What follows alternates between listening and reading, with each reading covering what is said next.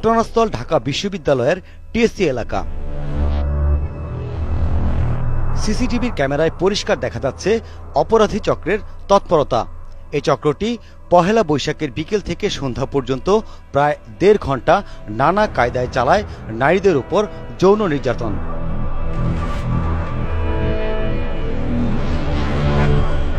সিসিটিভির ফুটেজে দেখা যায় সন্ধ্যা ৭টার দিকে সোহরাওয়ার্দী উদ্যান থেকে বের হয়ে আসে কয়েকজন তরুণী।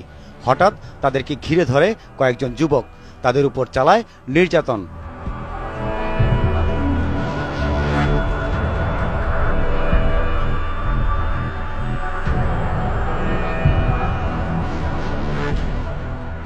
সাড়ে ৬টার সময়ের ফুটেজে দেখা যায় চক্রটি প্রথমে আলাদা আলাদাভাবে নারীদের ঘিরে ধরে, এরপর পরিকল্পনা মতো একজন পেছন থেকে ধাক্কা দেয়। এরপরে চলে নির্যাতনের ঘটনা। আরেকটি ছবিতে দেখা যায় স্বজনদের সামনে রিকশা থেকে নামিয়ে নির্যাতন চালানো হচ্ছে। পাশে থাকা পুরুষটি নিরুপায়, নির্বিকার। আশেপাশের অনেককেই তখন দেখা যায় দর্শকের ভূমিকায়। দু একবার লাঠিপেটা করলেও জোরালো ভূমিকায় ছিল না পুলিশের। নিজে একেবারে একজনকে ধরে এখানে এসে দিয়ে যায় একজনকে, আর একজনকে হচ্ছে এখানে ধরার পর হচ্ছে পুলিশ এসে আমার থেকে নিয়ে যায়।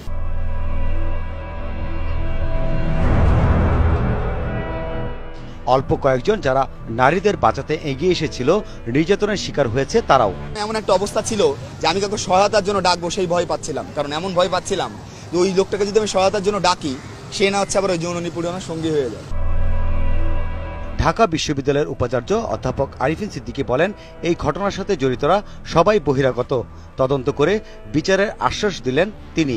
যে ঘটনার কথা পত্রপত্রিকায় এসেছে সেটা যদি সত্য হয় এটা আমাদের সবার জন্য অত্যন্ত লজ্জাজনক।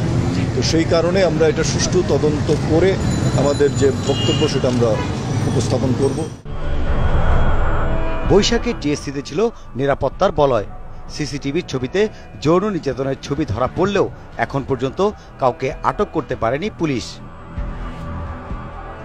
জেমসন মাহবুব, ৭১, ঢাকা।